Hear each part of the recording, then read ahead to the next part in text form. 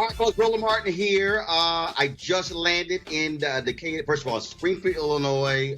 Flight was delayed. Drove to Decatur, Illinois. So I'm here. Sorry we were late. Of course, today is Friday, January 18th, 2019. On today's show, of course, the sentencing for Jason Van Dyke, the former Chicago cop who shot and killed Laquan McDonald. He was convicted of second-degree murder in that case. Today, he found out how long he is going to serve time in prison. We'll have a live report from Chicago. More details are emerging about the racism at a General Motors plant in Toledo, Ohio.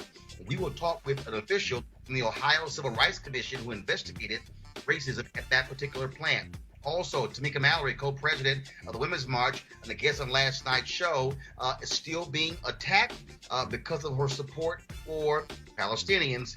We'll break it all down for you. Also, R. Kelly no longer has a record deal. We'll tell you why Sony Music dropped R. Kelly today. And also, Texas Congressman Louie Gohmert is absolutely crazy. He decided to double down on the comments by Steve King after he was already blasted in a 424-1 vote by the U.S. House. Wait until you hear what Gohmert has to say. And also, more crazy white folks. It's a new job opening at McDonald's. Black folks, we can feel it. We can tell you exactly what happened. The more craziness in America. It's time to bring the funk. I'm Roland Martin Unfiltered. Let's go.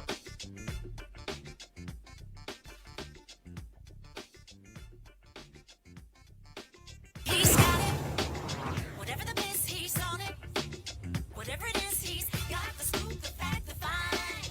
And when it breaks, he's right on time and it's rolling. Best believe he's knowing. Putting it down from sports to news to politics. With entertainment just for kicks, he's rolling. It's on go, y'all. It's Roland Martin, yeah. Rolling with Roland now. He's funk, he's fresh, he's real, the best, you know he's Roland Martin now.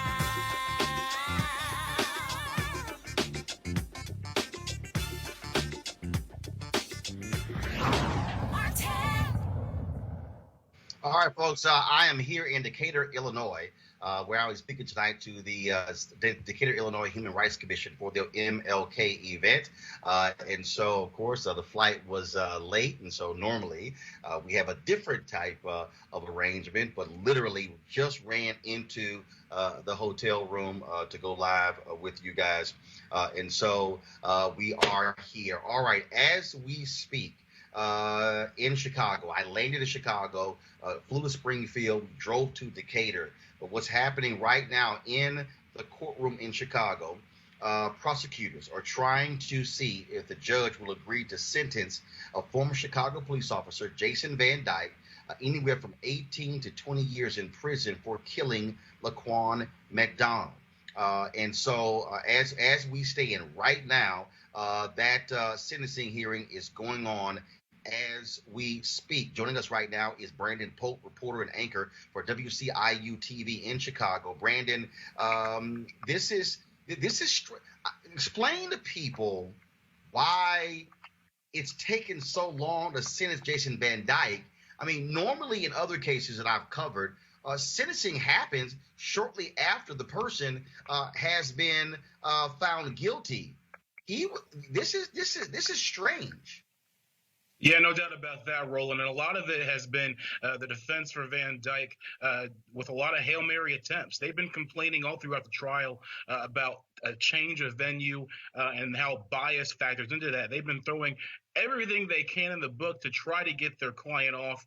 And because of that, we've seen constant backlog and shifts. But finally today, really just moments away, we're going to learn his fate. The judge is at the stand right now, Roland, and he's going through what he told the jury. He's expected to give his verdict on how much time Jason Van Dyke should serve in jail any minute, and it could be up to 96 years. And of course, I'm reading the Chicago Sun-Times their live blog, and this was posted about 11 minutes ago, where Jason Van Dyke said to the court, "As a God-fearing man and father, I will have to live with this for the rest of my life, taking it to my grave. No one wants to take someone's life, even in defense of one's own. It's a choice you live with forever." And again, what's interesting here is to hear him talking about in defense. But the bottom line is, it was because of that videotape being released, we saw that Jason Van Dyke lied. He said that Laquan McDonald was charging at him. The tape clearly shows that Laquan McDonald was not charging at him when he fired those shots that killed him. Yeah, and that's why the jury decided that they made the decision they did, because the video was clear. Nothing that any experts they brought in to say to the contrary can go against what you're seeing with your own eyes. That video played 20, 23, 24 times in courtroom, and I was right there in the courtroom. Tough to watch for the family and for anyone in that courtroom constantly seeing it, but it was right there in your face, and it couldn't be disputed at that time. And now, from what I see, and the way things have gone so far, especially from the witness testimony, there's no way he's not going to get any time at all when it comes to this sentencing. Now, of course, we do know yesterday another judge waited about a month to sentence to make a decision in the case of 3 Chicago police officers who were being prosecuted for obstructing justice and covering up for Jason Van Dyke. People are still angry with that. This judge pretty much took the prosecutor's case apart, and people are befuddled by the judge saying that, well, people could look at something 2 different ways and it still not be wrong. What are folks in Chicago saying about what the judge did yesterday? You know what, Roland? There's a lot of feeling of one step forward because of the conviction, but then one step back because of that decision on the cover-up trial. And it's kind of laid a really heavy, dark, gloomy cloud over today, because that just happened yesterday. So many people thinking, wow, the justice system back at it again. Just when we had a little bit of hope that maybe there can be justice for an unarmed black teen here, you see these cops.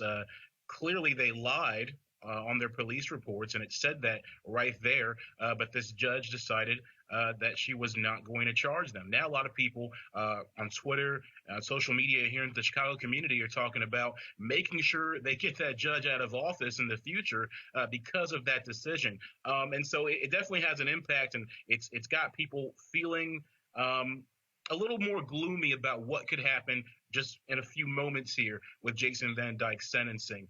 However, the impact this is going to have on the Jason Van Dyke sentencing and how much time he serves, if he ends up serving a lot of time, his defense team can actually use the acquittal of those 3 officers in their benefit.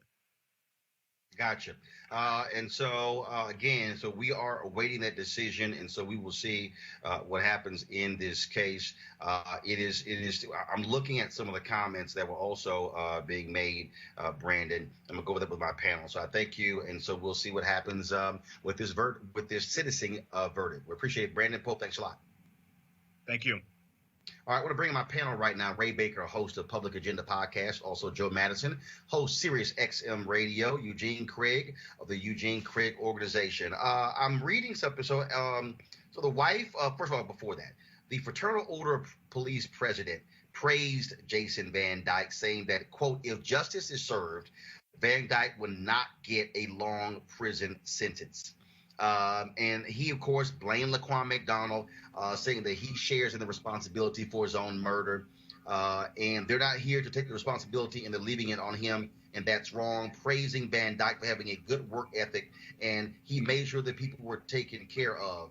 But it's again, what you have here are, again, FOP doing whatever they can to protect a cop, frankly, who was found guilty of second-degree murder. Joe Madison, you first. Well, this is typical FOP. Anywhere in the United States of America, they always take that position. And the sad thing is, Roland, is that McDonald is not here to speak for himself. So it's easy to condemn an individual who is no longer with us. He's dead. He can't speak for himself. So the reality is that I don't think it's going to have much of an impact. I don't know this judge. or the judge's record. But I think most of Chicago would be extremely disappointed, no matter what the FOP thinks, if it is not a lengthy sentence for what now amounts to murder. Ray Baker, I'm reading the comments made by Jason Van Dyke's wife, Tiffany. She said, quote, "My children have paid the price." She also talked about having to spend $400 to $500 a week on phone calls so her kids could speak to her husband. She said also that they've been afraid for their life. In reading this, she said her biggest fear is that somebody will kill her husband. Quote, "For something he did as a police officer, something he was trained to do. There was no malice, no hatred on that night. It was simply a man doing his job. My other fear is that I'll never see him again. My children will never see him again."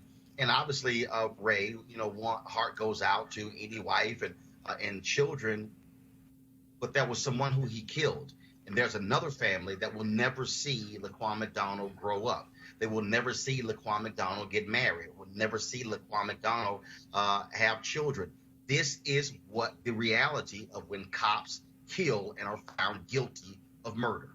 Perhaps she can now join the chorus of the many of us who are invested in prison reform to make sure that those who are behind the wall are treated like human beings. It's amazing that we find people who have a come to Jesus moment about this after they've been afflicted. But particularly what we found here, Roland, which what I think is important for your viewers to know. We have seen Mr. Van Dyke's family and defense team bring out everyone, including his African-American brother-in-law, to testify on everything about how good of a man he was, to how when the Fraternal Order of Police employed him as a janitor, he came to work on time at 6 a.m. So that's something to say that a convicted killer should not serve time in jail. These all types of excuses, reasons, and drama-filled plays, if we will, to try to compel the judge to think that Van Dyke shouldn't serve time in jail. And if this judge finds that to be true, there may be a litany of convicted folks in Chicago who may want to come before this judge particularly to say, I too am a good person. I also don't deserve time in jail. Eugene, again, we've covered so many of these cases, and at the end of the day, unfortunately, what we have seen is cops have gotten away with this. The fact that even though they tried to get him convicted on first-degree murder, the fact that the jury chose second-degree murder, I mean, this is a case just like Holtzclaw, who sexually assaulted those black women in Oklahoma, just like, of course, the officer in North Charleston. At the end of the day, what you have here is there has to be justice on the part of a community. Officers cannot simply kill people with impunity. I agree 100%. I mean, just to address everything, I mean, first, wow, what another trash FOP that's coming out and defending a trash officer that took trash actions that led to a drastic, tragic ending. His wife, we feel for the family, but hey, welcome to America. Welcome to the result and the impact that has been felt by many black and brown families over the last couple hundred years. Which many that her husband are responsible for putting behind bars. But it's a tragedy. It's a tragedy for the McDonald family. But it's a tragedy that this is an anomaly in this country. It's a tragedy that police officers still feel as though that they're above the law. One of our founding principles is that no man is above the law. I mean, we broke away from a whole other country for that. Eugene, I got to interrupt you. Again, prosecutors were seeking Jason Van Dyke to be convicted. They wanted 18 to 20 years. Folks, the verdict is in. Joe Madison, a Cook County judge, has sentenced Jason Van Dyke to more than 6 years in prison. 81 months. 81 months. Mm. Well, I can hear the uproar in Chicago now. I can understand second-degree murder. I'm certain he didn't wake up Van Dyke and say he's going to kill Jason McDonald. But it appears what the judge has done, and I'll have to read his statement, but it appears what he's done, he cut it in half. And reality is that the wife is now going to be able to see her husband. The children are going to be able to grow up. 6 years is absolutely outrageous. McDonald's life is worth more than 6 years. All our lives are worth more than 6 years. I suspect that right now people are probably out in the streets of Chicago, and they probably will be this King holiday weekend. This is, I'll be honest with you, amazingly disappointing. And I don't know what else to say about it. I guess you better strap in. It's going to be a very rough ride in Chicago. Ray, it's not just even sliced in half, and literally it's yes, really. That's right. Because I think you said it less was than a third. It was almost a quarter, because you're looking for 18 to 25 years. But he could have got even 96 years. He could have got 96. Of the minimum 96. Hold on, Ray. Hold on, audience. He could have got 6. Prosecutors sought 18 to 20. Right. The judge said 6 years and 6 3/4 years, 81 months. Oh, crazy. Yeah. Yeah. We got a new precedent for second-degree murder. Let's see her next case. You know, Roland, the interesting thing is, particularly when we find white officers killing black people, let's not forget when Oscar Grant was handcuffed with the officer with a knee in his back, Johannes Messerly served 4 years, was sentenced to 4 years. And in fact, that information came out, that sentencing came out the same day that the basketball player LeBron James made his announcement of the decision to go to Miami. And Johannes Messerly spent less time in jail than LeBron James spent in Miami. This is happening too often, and there will be some among us in the American public who will say, well, didn't you get justice? Aren't you satisfied? Is this justice? Ought we be satisfied when justice is not applied equally to all human beings? Eugene laid out the fact that this nation is premised under the idea that no man is above the law. Time and again, white police officers in the United States are demonstrating when they kill black people, they are above the law. This sentencing affirms that. It affirms it. So when people say out loud, say Black Lives Matter, it is not because we don't think others do. It's because clearly our judicial system, clearly law enforcement, clearly all of those who are the allegedly unbiased and impartial decision makers in our nation don't believe Black Lives Matter. And Brother Madison was correct. The citizens of Chicago, if we know anything about Chicago, we'll remind them today, tomorrow, and in the ensuing days, and in their upcoming city council elections and mayoral election, that black lives do indeed matter.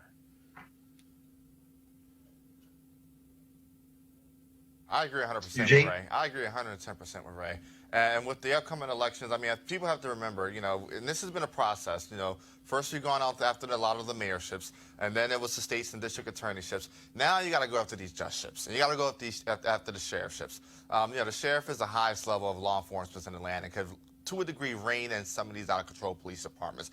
But you got to play in these judgeship elections. We got to run candidates that will equally apply the law. The one thing I'm interested to see is how this particular judge's next second-degree murder case is going to come up, and what kind of ruling that they're going to hand down for the next person, the next couple sentences for second-degree murder. You know, if these roles were reversed, if Laquan McDonald had, you know, had murdered Jason Van Dyke in second degree, he would be serving the full 96 and probably and then some. And let's also add something. I bet you there'll be time off for good behavior. I bet you that he will not serve that full term.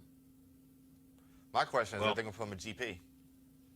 Well, again, we folks, for everybody who just tuned in, Jason Van Dyke, the former Chicago police officer, who was convicted of second-degree murder late last year for killing Laquan McDonald. This is a case that stirred Chicago and caused massive protest all across the city because the city fought vigorously for the videotape, the dash cam, not to be released publicly. When it was released publicly, it unleashed those protests. It also caused Anita Alvarez, who was Cook County State's attorney, to lose her job. Kim Foxx was elected largely because of how Anita Alvarez's office refused to prosecute Jason Van Dyke, and they were very late in doing so. He was convicted of second-degree murder, even though prosecutors sought first-degree murder charges. And today, just a few moments ago, a Cook County judge sentenced Jason Van Dyke to 81 months in prison, even though prosecutors were seeking anywhere from 18 to 20 years in prison. He could have, though, based upon the charges he was convicted of, could have been sentenced up to 96 years in prison. So think about that. Up to 96 years in prison. Prosecutors said, let's seek 18 to 20. The judge slashed that by 2/3 and said Jason Van Dyke, a Chicago police officer who lied about Laquan McDonald charging him, convicted of second-degree murder, only sentenced to 81 months in prison.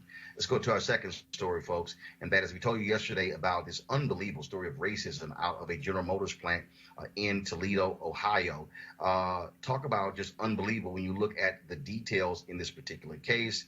Now, before the suits were filed, there were complaints that were filed with the Ohio Civil Rights Commission.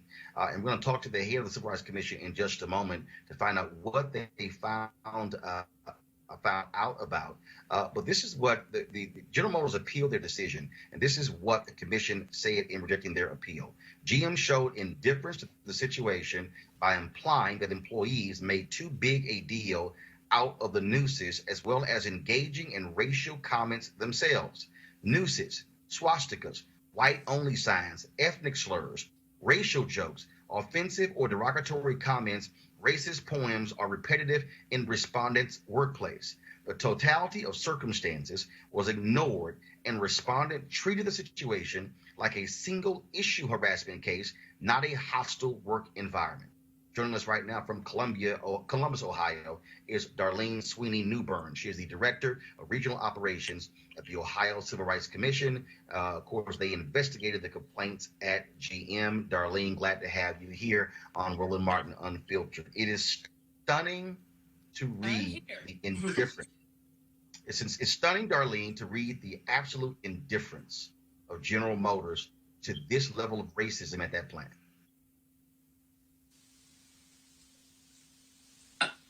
Yes. You apparently you have the documents in front of you.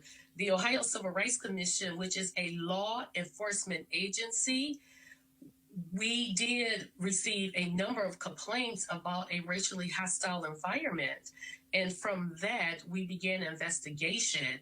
How this actually works is that when someone files a charge with the Civil Rights Commission, the first thing we try to do in most instances is to create what we call a win-win situation, depending on how really bad this is. We took a look at these cases and said, no, there's a bigger public issue here, and we must go and dig into these allegations to see where this leads. And as you well know, what you have read is true. These are the types of things that we did find that was happening at GM. There were racial slurs where you had not only employees, but you had team leaders referring to the African American employees with the use of the N-word. And you had them, as you read, probably what's most shocking to a lot of people is the use of the word Dan.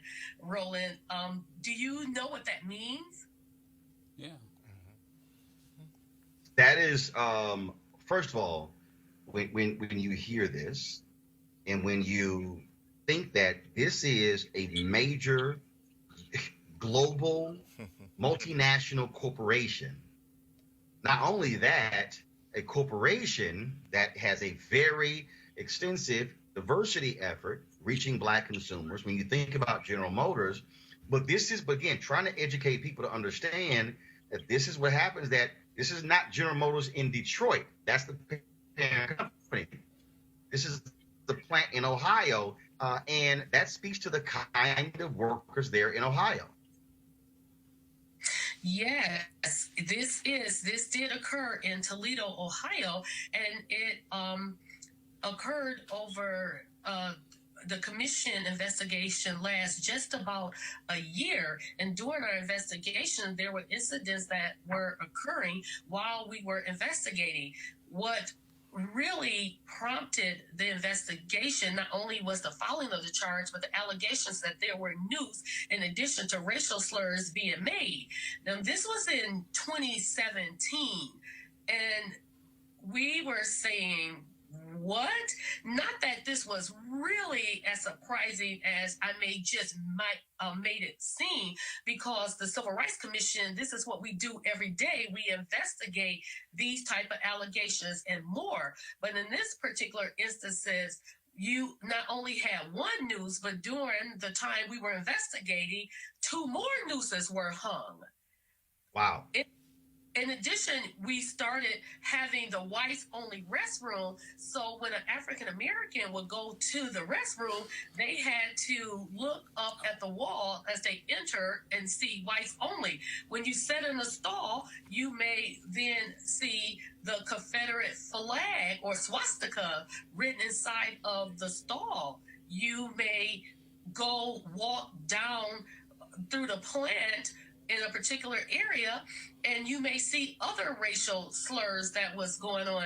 In addition, you had the commission found you had the managers or the supervisors referring to African Americans as boys.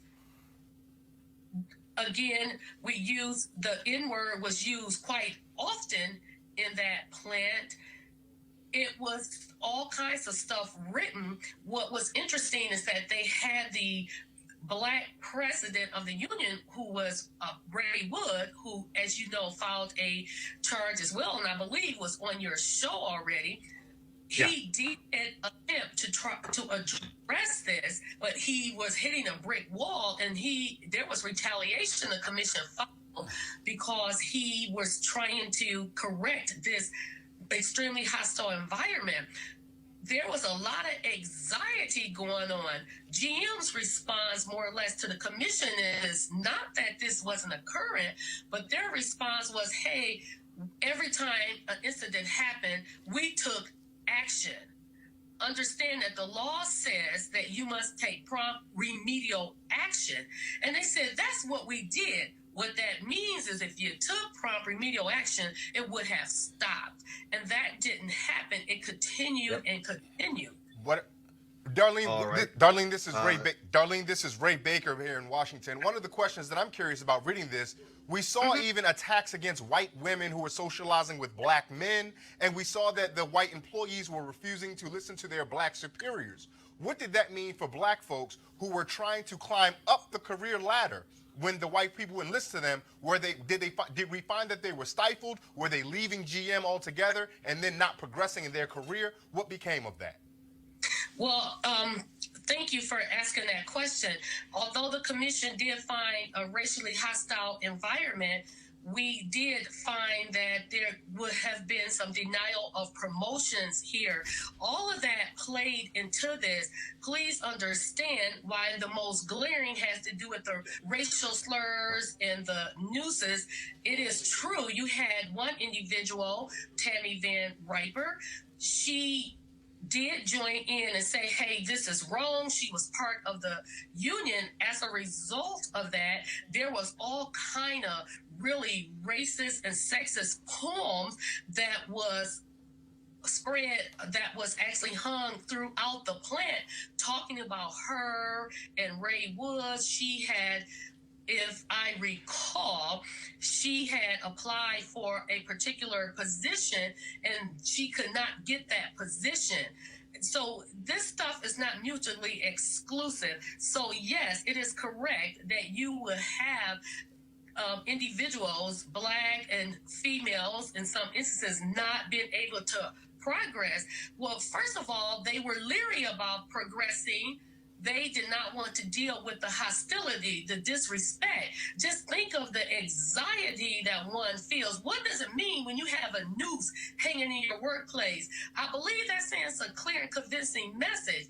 But believe it or not, that alone is not what even the courts would say is enough.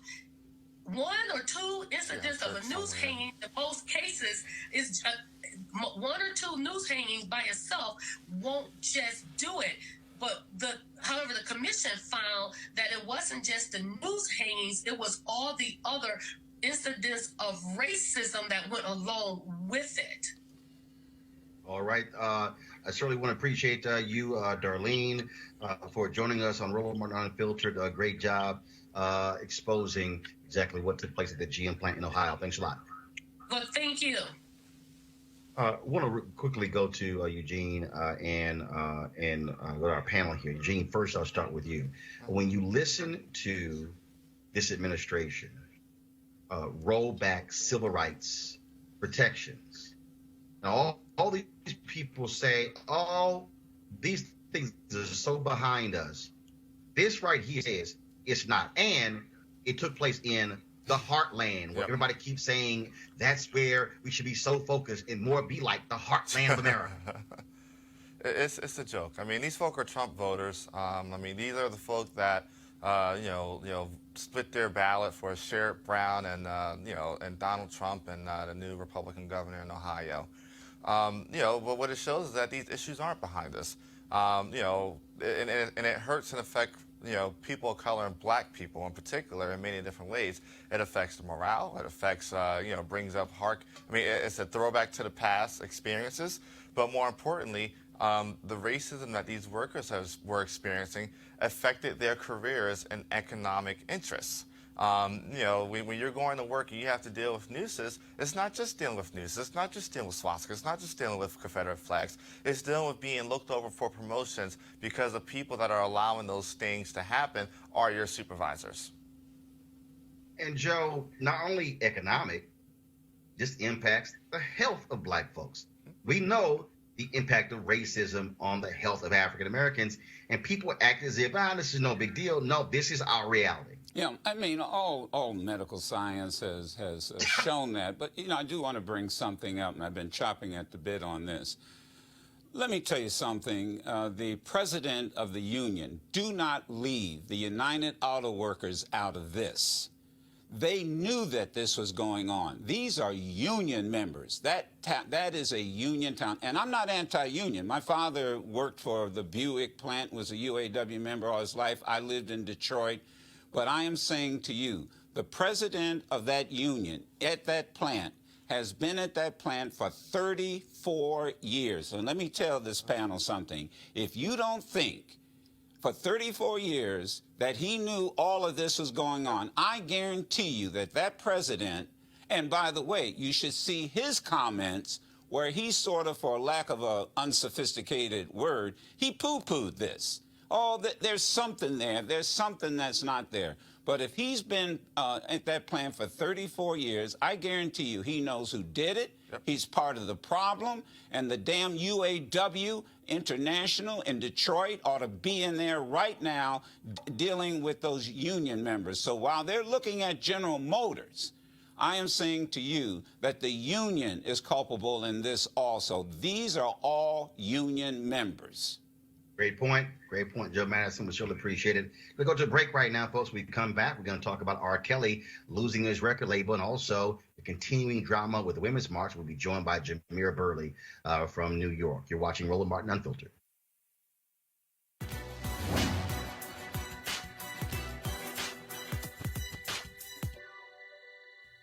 The black man cannot protect the country if the country doesn't protect him. Minister and militant activist Henry McNeil Turner.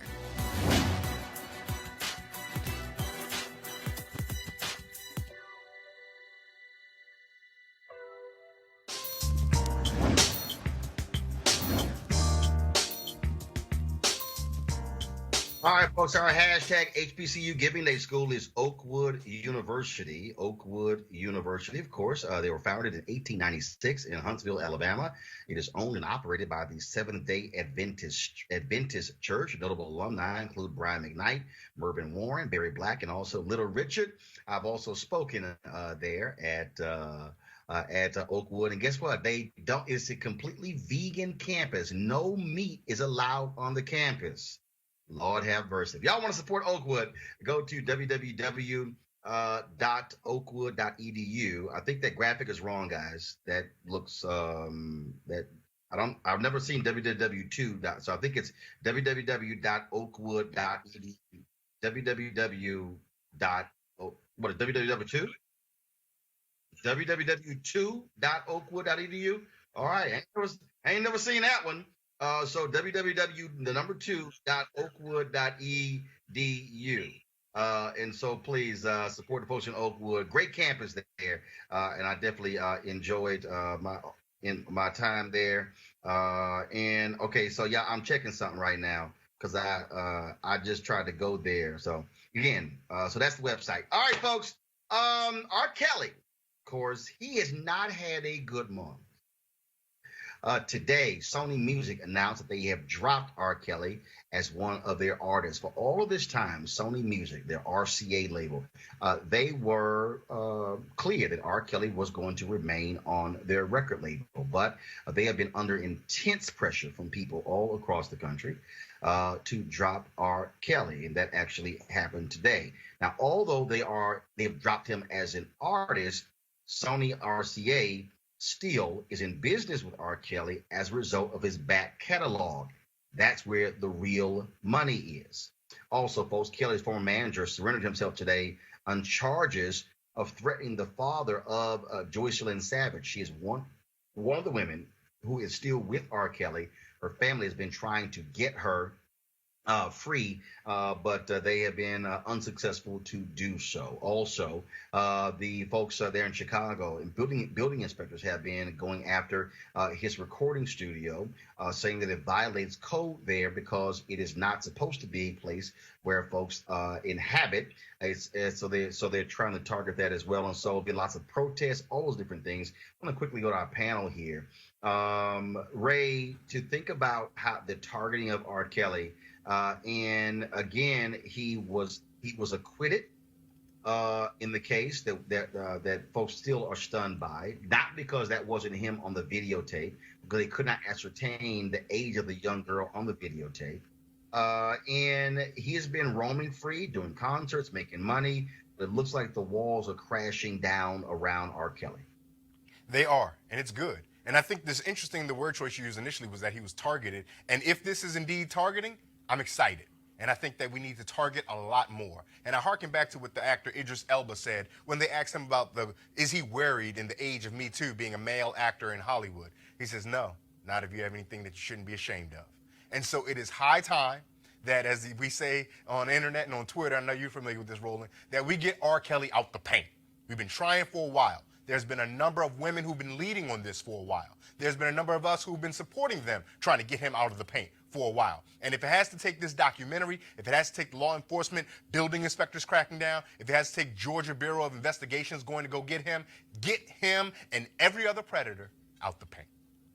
And one of the things that also has happened, Eugene, is that you see the backlash from artists. Lady Gaga, she has asked streaming services to remove the music that she did with R. Kelly. Chance the Rapper, who also has done songs with R. Kelly, he also has asked those streaming services to remove those songs as well. And so again, by not playing those songs on streaming services, that's money R. Kelly is losing. Yeah. I was actually going to say, it's great that Sony's now taking the stance, but it really doesn't affect R. Kelly. We're living in an age where artists have the most level of independence that they've ever had. But the real hit for him is if the digital streaming platform DSPs actually start pulling his music.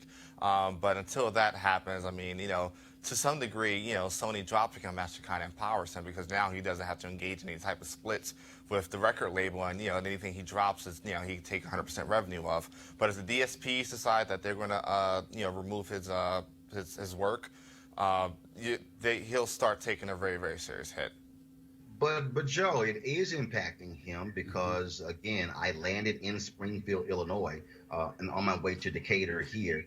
And just a week or so ago, he was supposed to do a concert in Springfield, Illinois, but they refused to grant him the permit. And so people are now coming up with different ways to shut down the revenue streams of R. Kelly. That's absolutely right. And like any stream, particularly revenue stream, it doesn't last forever. When you have this type of controversy. I suspect that what these corporations, and remember that this is business, they have now probably a team of lawyers that's looking at every accusation. They're looking for evidence. That's exactly the way it's going to play. And, you know, it's going to start to impact, as it already has, and you said it, his concerts. Then, you know, there's going to be sales. So, you know, he is, you know, he, like the old folks said, he made his own bed hard in this. And I'm sort of reflecting back, everybody, when we thought that Dick Gregory, C. Dolores Tucker, Joe Madison, that we were crazy. When we told gangster rappers, you know, you got to stop this and have respect for women. And now the women are saying, you're going to have respect for us. And that's why the Me Too generation has had as many victories as they have. I mean, if you think R. Kelly's got problems, let me tell you something. When you're the head of CBS and you lose $26 million in one shot, you know, R. Kelly ought to be counting. Huh? 120. Oh, I'm sorry. $126 million. I mean, that's some expensive sex, man. Well, but now, of course, Les Moonves, his lawyers have announced that he is going to be fighting CBS when it comes to that money. But I got a feeling he's not going to win this one because they have the evidence where he actually was trying to impact that investigation. But you're absolutely right. This is a whole different day. R. Kelly has had lots of fans out there. He still has fans out there. But if you see what's happening with Alex Jones, here was someone who was he was banned from Twitter, banned from Facebook, banned from YouTube. Then just the other day, the folks at Roku said they were adding him, but they got such blowback that literally on the same day they announced that they were not adding his channel. And so people are shutting off avenues. You see what's happening with hate groups, how they're able to raise money online. But then what happens is the companies that process credit cards begin to say, they're going to stop working with them as well. And so when we talk about this idea of boycotts, this idea of going after the pocketbooks of people, that's what we're seeing. And so they're targeting R. Kelly that way. Folks, speaking of targeting pocketbooks, of course, we told you about, looks like did you guys lose my Skype? Or was you lost the video, but still the audio? Okay.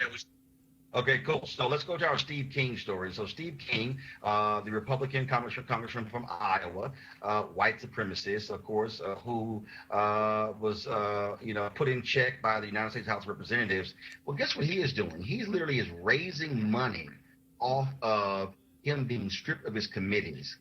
This is what he sent out. Quote, the unhinged left has teamed up with Republican never-Trumpers and is pulling out all the stops to destroy me. Since they were unable to defeat my campaign in the 2018 midterm elections, the rabid leftist media is currently blasting the airwaves in a pathetic attempt to paint me as a racist. But the reality is his own words have painted him that. You have, Eugene, two newspapers in Des Moines, in Iowa, have called for him to resign. He clearly is not trying to do so, but trying to raise money, huh? Yeah, I mean, the thing is this. The only way Steve King's going to be dealt with is by being defeated in the Republican primary. And then we still have to hope he doesn't pull a Joe Lieberman or Lisa Murkowski after that. The fact of the matter is this. There is a good part of the Republican base that agrees 100% with your Steve Kings, your Louie Gohmerts, your Matt Gaetz, your Duncan Hunters. I mean, there's a good part of the Republican base that agrees with them. So, where the big dollar max out checks may dry up, you'll see them still be able to raise money from your small dollar donors, your people that, will click through a Breitbart banner and kick in $20 to a Steve King, or click on the Drudge banner and kick in $20 to Steve King. And so that's what he's relying on. That's what he's turning to. And he has some allies. In the original draft of the letter, I wanted to address the Freedom Caucus as well, because it's one thing to kick him out the House Caucus, but if he's still able to caucus with the Freedom Caucus and a couple other caucuses on the Hill, he still has political power, even though he's not on the committee. One person who is absolutely beyond stupid is Louie Gohmert of Texas, Republican, and Louie Gohmert. So we still having video issues, guys. Don't worry about it. Let's stick with the audio. Louie Gohmert is pretty much a nuts himself. This is what Louie Gohmert told the Tyler, Texas Morning Herald.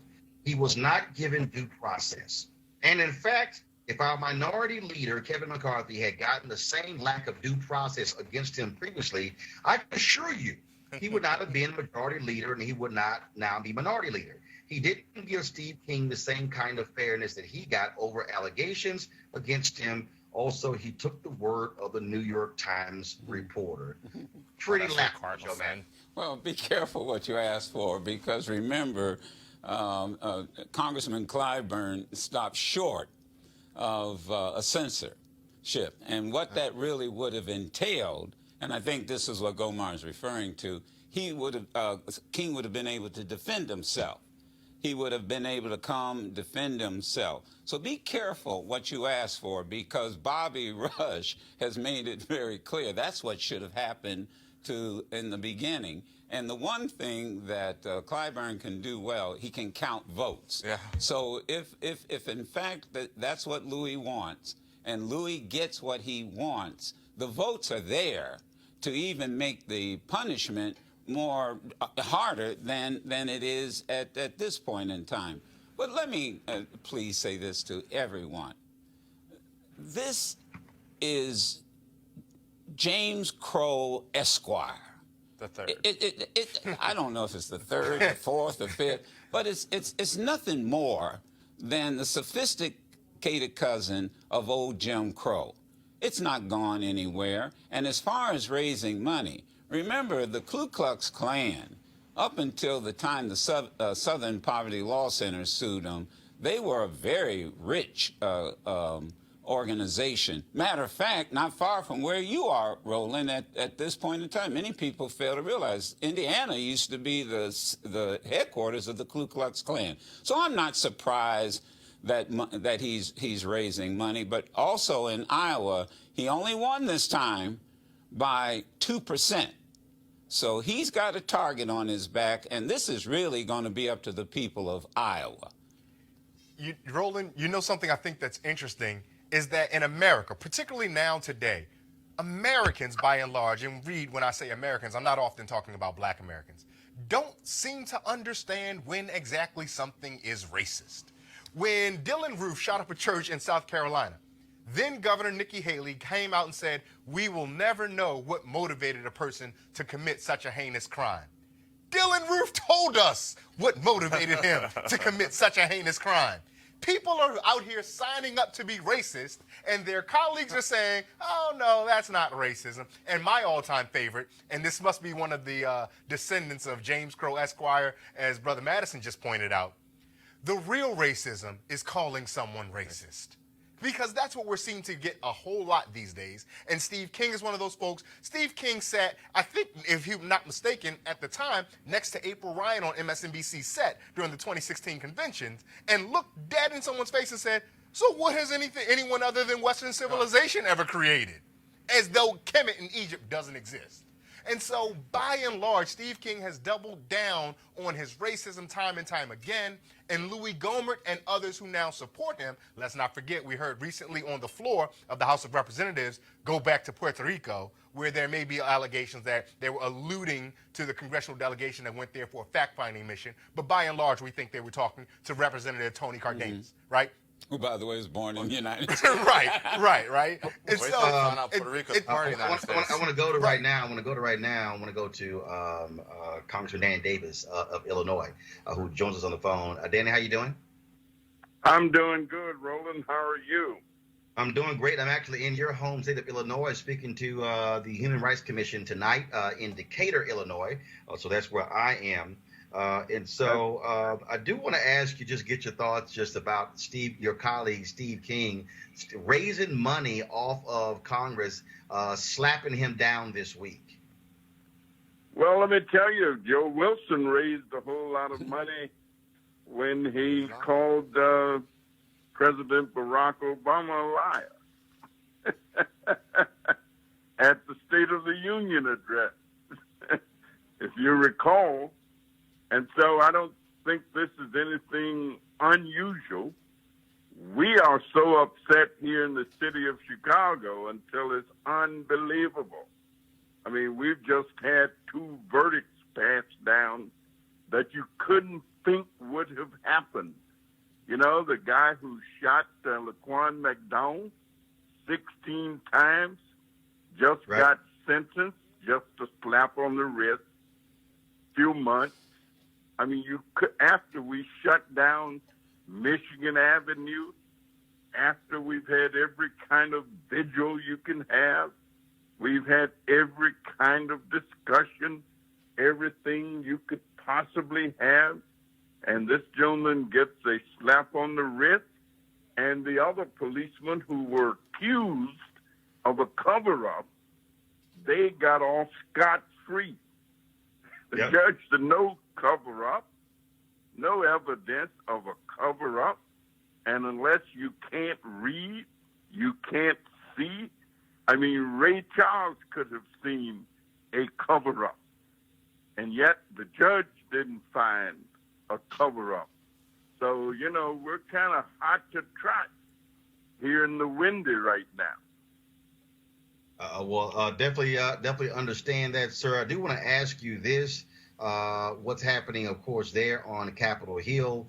Donald Trump, he is canceling trips members of Congress had previously had scheduled due to the government shutdown. But it's still interesting, though, that his wife hopped on a government plane and flew down to Florida. And then also Lindsey Graham is on one of these trips to Turkey. And so I guess some people can take trips and others can't. Well, I guess the president is now playing the dozens with Speaker Pelosi. You know, Nancy said that, you know, maybe we ought to just hold off on the State of the Union. And he comes back and say, well, maybe you ought to hold off on your trip to visit the troops. And, you know, I think this is so asinine, so unbelievable that this president is trying to put us in a state of war for the next 2 years, where there will be nothing to do but work towards getting rid of him so that he can be out of our way, out of our lives, and certainly out of our government. Well, Congressman Danny Davis, it's always a pleasure, sir, to talk to you. Keep up the good fight. And we certainly will watch to see how Chicago responds to Jason Van Dyke getting 81 months in prison, 2/3 less than what prosecutors wanted for him to get. All right. Well, thank you so much. And we always look forward to you being in Illinois. And even though you're not in Chicago, you're in Decatur. That's good enough. All right, then. And I know I Danny heard Davis. the Black Eagle while I was waiting. Yes, sir. Yes, sir. Yeah, Joe, it's always good to hear you. Thank both you gentlemen for what you do. We appreciate you so much. You're good for America. All right. I appreciate it, Congressman. Thank you so very much. All right, folks. The unrelenting criticism of the Women's March leaders continues. This time, folks are now targeting Tamika Mallory because of what she said on the PBS show Firing Line. Here's her talking to Margaret Hoover. The Palestinians are native to the land. You know, they were there for a very long time, and so they're native to the land. Do you feel that the Jewish people are native as well? I mean, I understand the history that, you know, that there are people who have a number of sort of ideologies around why the Jewish people feel this should be their land. I'm not Jewish, so for me to speak to that is not fair. If you're willing to say that the Palestinians are native but not the Jews are native, I mean, you're not Palestinian either. Because I'm speaking of the people who we know are being brutally oppressed in this moment. That's just the reality. Is it your view that Israel has a right to exist as a nation? I have said many times that I feel everyone has a right to exist. I feel everyone has a right to exist. I just don't feel that anyone has a right to exist at the disposal of another group. In your view, does that include Israelis in Israel? I believe that all people have the right to exist, and that Palestinians are also suffering with a great crisis, and that there are other Jewish scholars who will sit here and say the same. I'm done talking about this. So Okay, you can move. I just don't think it requires scholarly knowledge to be able to say that Israel has a right to exist. Again, I believe everyone has the right to exist.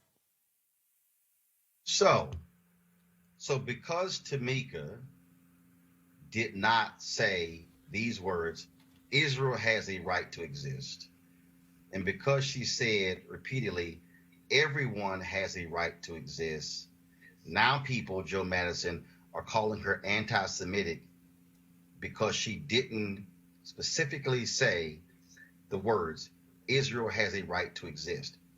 When you say everyone, and now they're trying to say, oh, this is an all lives matter thing. What do you now make of this? Well, let us understand one thing, and anyone who's been to Israel, and I've been there, and I've discussed and talked and debated, and I've also been to the East Bank. Tamika is absolutely right. There are individuals in Israel who are Jewish that believe that Palestinians have certain rights. There's an organization that I was familiar with and met with their mothers of war victims, and they have an organization called Bridge, and they're trying to resolve some of these serious questions that was put to Tamika.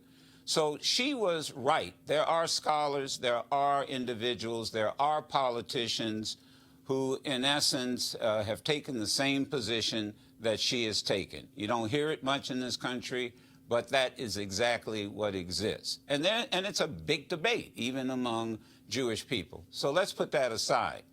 Tamika was on my show today, and I asked her about this. And the reality is that this has nothing to do with the march that the women have, in fact, organized.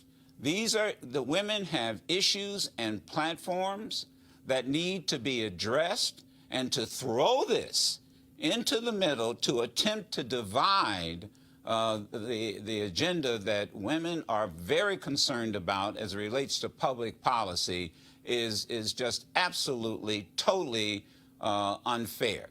And she did point out, look, find a march. So if there's one group over here that wants to march and they disagree with this group over here over a particular policy, then go ahead and march with that group. But this is a matter of remaining focused on women's issues. So, Ray, again, when I saw this on social media as I was flying to Chicago, when we landed, I saw my Twitter feed. And so now the test now is you have to say the words, yes, Israel has a right to exist. Yet, how many people are asked the question, do Palestinians have a right to exist? I mean, see, that to me is why this, and what people also, I think, don't understand is that there's a very long history of African Americans identifying with the Palestinian people because, I mean, you can go back to Andrew Young when he was UN ambassador, right, when he secretly met with them. Andrew Young said before he got back to his office, the Israeli spy agency Mossad already had a transcript that was in the hands of officials in Washington, D.C. by the time he got back. He had to resign from office. When you think about 1984, Reverend Jesse Jackson Sr. bringing this issue to the fore in the presidential campaign. And because Black people understand oppression. Black people understand living in a place under oppression, and it's as if people don't understand that Black folks get this. Roland, you're absolutely correct, and I appreciate the history lesson you laid out there. One thing that any sophisticated thinking citizen in the United States is going to have to do around this question, because it's beginning to bubble up in ways that means that we're going to have a serious conversation about this. And we cannot simply have Blacks and Jews can get along. Look at examples of Reverend King and Rabbi Herschel. We're going to have to go beyond that and have a more sophisticated talk. And that talk has to be able to delineate and bifurcate Judaism as a relationship, Jewish human beings, and white supremacy functioning as a state in Israel. Does Israel as a nation, do the people there have a right to exist? Of course, because as Tamika and others said, every human being has a right to exist. Should white supremacy in the form or hiding behind a religion continue to promulgate throughout Israel, throughout the West Bank, throughout Gaza, and even throughout parts of the United States? No. And as you alluded to, Roland, Black Americans particularly, and people of African descent throughout the world understand what it's like to be the oppressed people, understand what it's like to be boxed out, and so we will side with those who are the oppressed, right? Where there are the oppressed, so shall we be. And we've seen this happen first with Dr. Mark Lamont Hill. We saw this happen with the Birmingham Civil Rights Institute and their reneging of Angela Davis's award, and now we're seeing it happen with Tamika Mallory. And for too often, the folks who are making this claim are not doing so out of any sincerity of conviction of their religion as an ethnicity or a group of people, but instead they're using their religion, a noble and decent honor one, to shield their white supremacy. Now, and let me bring, can I bring up one other point? You didn't, I do want to add this. South Africa. Joe, I wanted to bring up South Africa. I was about to bring that up too, but go ahead. Okay, all right. No, go ahead. Go ahead. I know, you go ahead. No, you go ahead. No, I mean, I'm sorry. I want folks to also remember one of the major debates we had during the apartheid movement was Israel's support for the South African regime. And we had that major debate. So, you know, let's be honest when we had this discussion. You are absolutely right. We need to understand this is a serious discussion. We have the right to identify with oppressed people. I'll say it here. Yes, Israel has a right to exist. But the reality, it needs to exist as a democratic country where all rights of all of its citizens are respected, and Palestinians are human beings, and they want respect and humanity. And so, you know, but I don't want people to, you know, forget that when South Africa was going through its anti-apartheid movement, man, I almost got thrown out of Israel because I took on at the time the prime minister about his support, and he looked at me like he could cut my throat. Eugene, let me jump in real quick before you go. Former Prime Minister of Israel, Ehud Olmert, after he came out of office, was on the record saying what's happening in Gaza is equivalent to apartheid in South Africa, which Brother Madison just mentioned. And I thought to myself upon reading that, I wish someone could do something about that. Who would be a good person who could stop what was happening from being like apartheid? Perhaps the Prime Minister of Israel could have done it. Ehud Olmert. I'm sorry, Eugene. Please go ahead. You're fine. I got a couple quick hits. First and foremost, I guess all lives matter doesn't exist when it comes to this particular issue. I haven't seen a lot of these news anchors and journalists asking people, you know, do all lives matter? Do Black lives matter? The same way they're pressing out Tamika Mallory. I think we all believe that Israel has a right to exist, but so does the Palestinians, so do Christians in Muslim countries, so do Muslims in China. I mean, we believe that, you know, oppressed people should not be oppressed. They should be as free as we are here in the United States. That's one of the beauty of the United States. But I'll take it a step further. You know, how much is an ally as somebody that's spying on you? I mean, let's talk about that eventually. You know, how much spying Israel does on the United States. I mean, it's not, you know, one thing that you know, and this may offend some of my political connection over to Jay-Z, one thing I just don't understand is how, you know, we rush to kill of so when we neglect things here in the homeland. I mean, folk that will make this argument against Tamika Mallory were just 2 weeks ago defending Steve King. So, I mean, you know, white supremacy and love of the Jewish people cannot coexist. But to take it further with the Women's March, because we're losing sight of that, in their actual platform, they give voice to the plight of Jewish women. Right. You know, they give voice to the plight of Jewish women. And folk need to identify that and highlight that if you're going to come and press Tamika Mallory out on her affiliations that have absolutely nothing to do with the Women's March. And you know, on my show this morning, and I believe I'm totally accurate on this because I had a former president of a university tell me this. You know, they were taking her on because of her relationship with Minister Farrakhan. Yeah. Do you know that Minister Farrakhan spoke at West Point? Mm-hmm. And I don't see anybody prepared to boycott the military academy. So let's let's understand. We're not all going to agree on everything when we form coalitions, but I bet folks are floored to find out that that actually happened. He was invited to speak to West Point cadets. But the thing, Eugene. The thing is this: as a society, as a country, as a nation, as a world, we have to come to the understanding that hey, you can disagree with the policies, with the state, with the government of particular people, and not hate the people. I mean, I don't think anybody would disagree with the phrase, hey, maybe we should be supporting a president or prime minister that's currently have charges against them for corruption, and Bibi Netanyahu. So here's the deal. So I guarantee you somebody will say, how in the hell can you have 4 men on television? I was just going to say that, Roland. Well, we're nuanced enough to support women. I was a substitute. Somebody had to cancel, so I'm going We're nuanced enough and non-toxic enough to actually support and defend women and the rights of women. Strong men appreciate strong women, Just for folks who know, yes, we've had folks who canceled. Also, we had Jamira Burley book from New York. We had some Skype issues. We couldn't get her on. And I got to say this here. So Mercy Morganfield of Washington, D.C., black woman. I think we got her photo.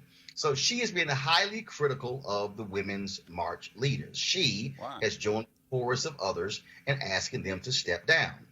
I told my team to book Mercy Morganfield on the show. Mercy Morganfield said yes. She was locked.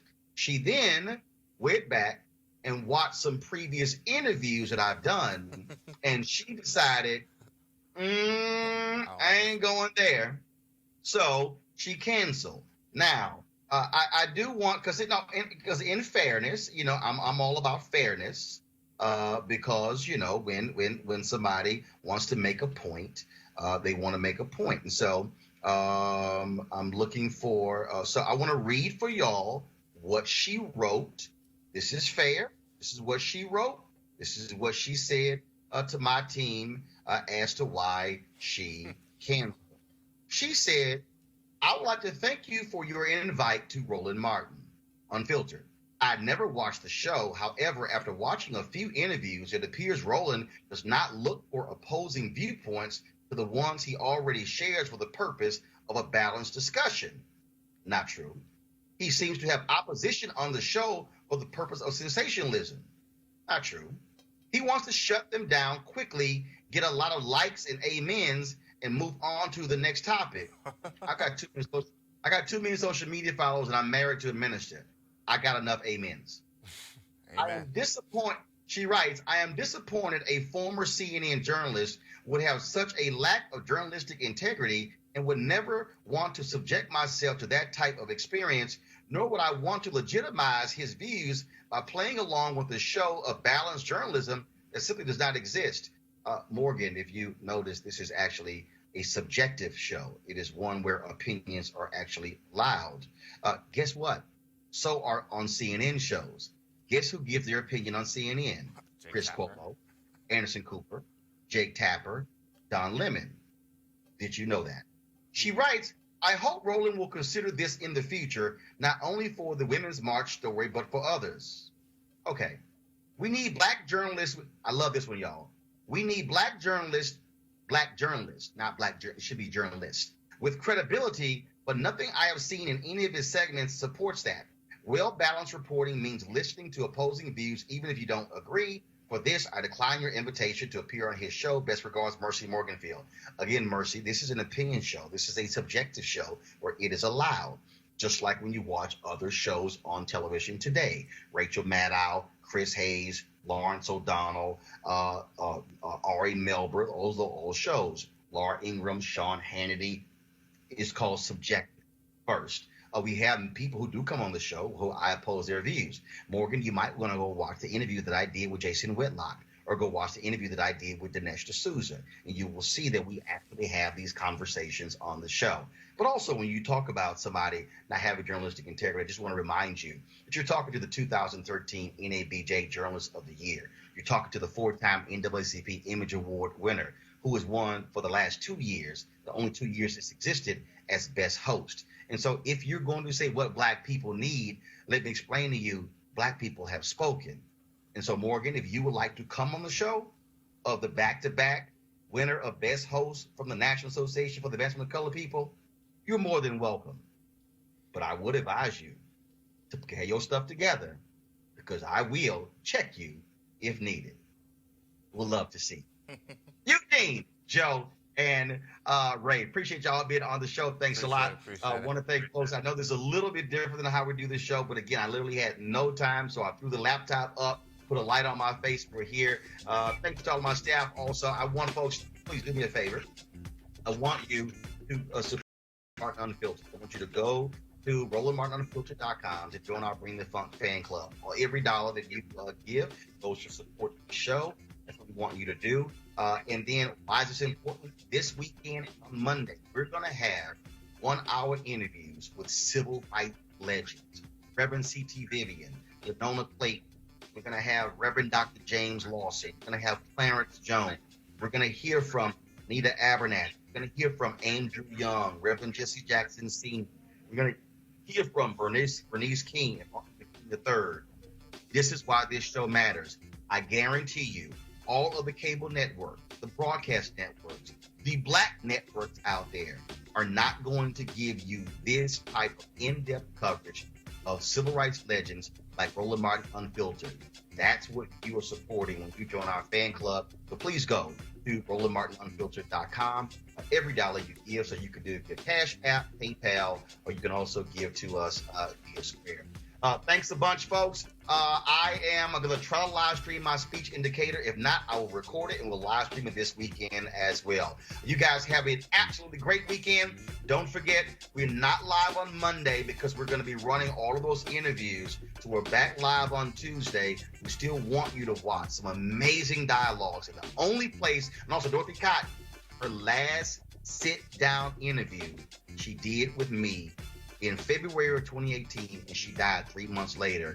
We're going to have that for you as well. So have a great weekend. I'll see you guys live on Tuesday. San Jose, California, I'll see you on Monday for MLK. Thanks a bunch. Holla!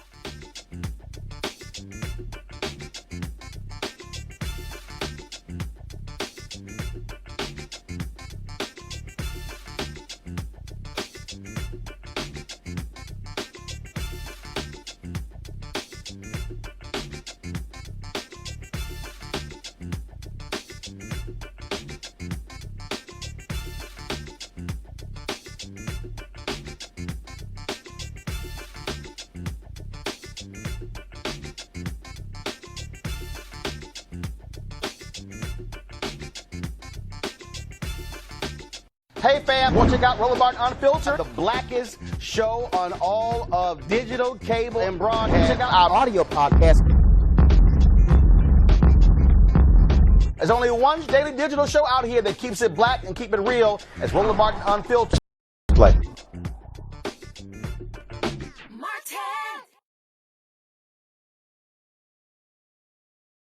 You want to support Roland Martin Unfiltered?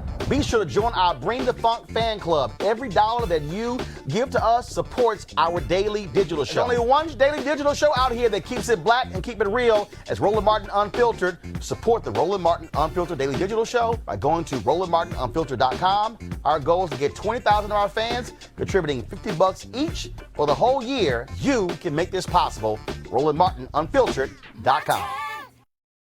You want to check out Roland Martin Unfiltered? YouTube.com/Roland S. Martin. And subscribe to our YouTube channel. There's only one daily digital show out here that keeps it black and keep it real. It's Roland Martin Unfiltered. See that name right there?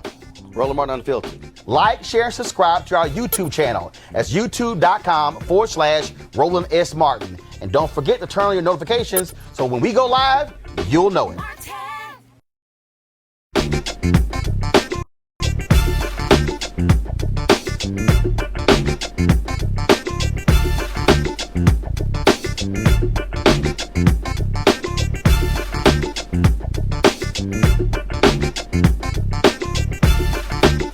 Martin.